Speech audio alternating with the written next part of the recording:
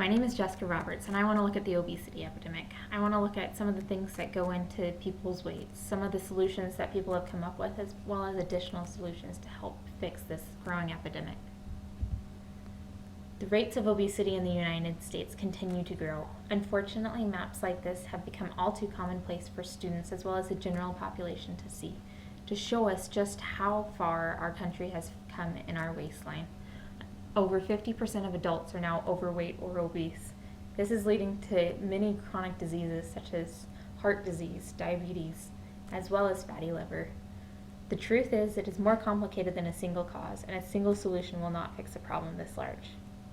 If we are not careful, is this what our future will look like?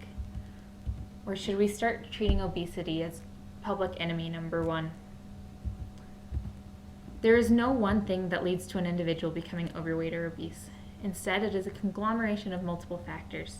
These factors come from genetics, environment, and lifestyle choices across the world, specifically in America. So we will start by looking at genetics. Genetics are one of the largest contributors to a person's weight. In fact, it's been said that the only more heritable trait is height. Multiple studies have been done with twins, parents, adopted families, and they have all proven that regardless of all other factors, genetics still play a part in a person's weight. The environment in which one is raised also has a huge impact. This includes home choices such as breastfeeding or having family dinner tonight or getting enough sleep, all of which decrease the rates of obesity. Also, where one lives and the environment which people are raised in also has an effect on obesity.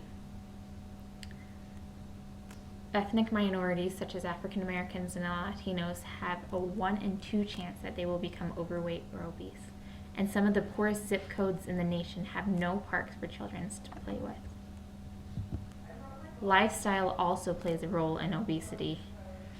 Physical activity is being met by very few people in America. In fact, only 48% report meeting the physical activity guides, while 22.9% report no physical activity whatsoever. Food habits have also gotten worse. There has been an increase of $515 billion for restaurant revenue. This is a huge indicator that we are now making more food purchases outside of the home. Also, screen time has increased. In the 1950s, only 10% of the population had a television in their home, whereas today there is 98% of the population that has a television in their home. So how do we fix obesity? Some people might just say, go on a diet. And yet, where do you start? Some people tell you to do no carbs. Some people tell you to do all carbs. Some people tell you only do certain types of carbs. Some people focus on protein. Some people tell you to eat meal replacements or to go on a cleanse to rid your body of all the toxins. There are so many out there that we can't even keep track, and telling a person to go on a diet can often cause more confusion. Those who are successful at a diet generally regain their weight within 1 to 2 years, so clearly going on a diet is not the solution. Bariatric surgery is used for the sickest of the sick patients. In fact, you have to have a BMI over 40 in order to even qualify for bariatric surgery. However, those who get it generally have great improvement. They lose weight, become healthier, and most diabetes educators and doctors will even tell you that it is one of the few cures for type 2 diabetes.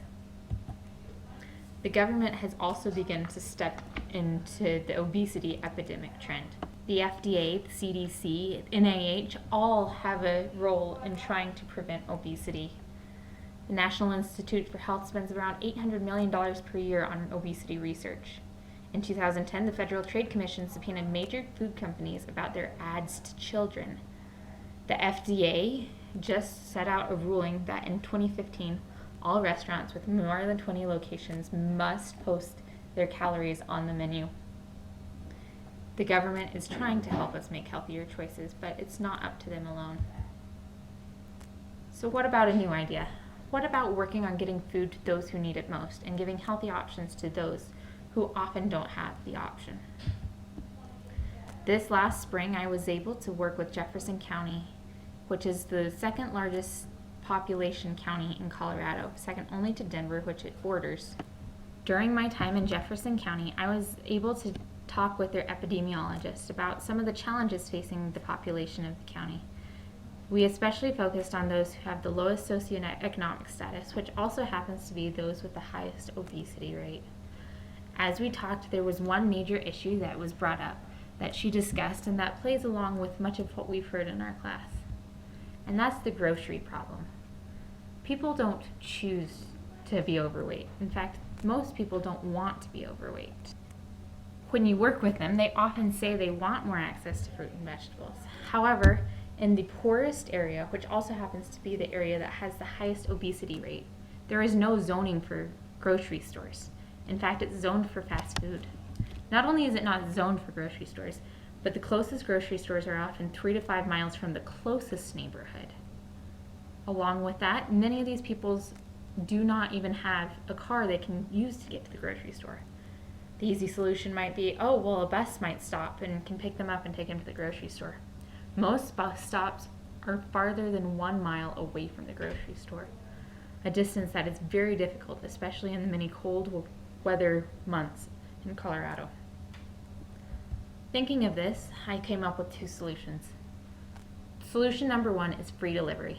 In this area, most major grocers have delivery services where online you select what food you want and they deliver it directly to your house. Many of these same grocery stores also try to do initiatives to where they are helping those who are in the most socioeconomic need. If these grocery stores would agree to give free delivery to those who meet a certain socioeconomic status, this could help get food to those who need it. In fact, if they allowed these same people to use food stamps if they had them and only buy the food stamp eligible food through food delivery, it could also help them eat healthier and gain access to better food for them and their families. The second solution is fairly similar to the produce trucks that you see in New York and other major cities. However, there are currently problems with those trucks. Often they go to the nearest shopping districts, or they'll be there during the day. Many sell only local produce, which can cost more. I have a suggestion that would fix all these problems. First, I would suggest that they not just sell produce, but that they sell other healthy foods as well. This would give people the opportunity to buy enough food to make for their family rather than having to pick up fast food. Second, I would request that local farmers and grocery stores work to lower the prices and give a discount to those using these trucks. This would give them the opportunity to have fresh fruits and vegetables that otherwise may be too expensive. Many of the farmers around the area do this for farmers markets during the summer, so doing something like this would be very feasible.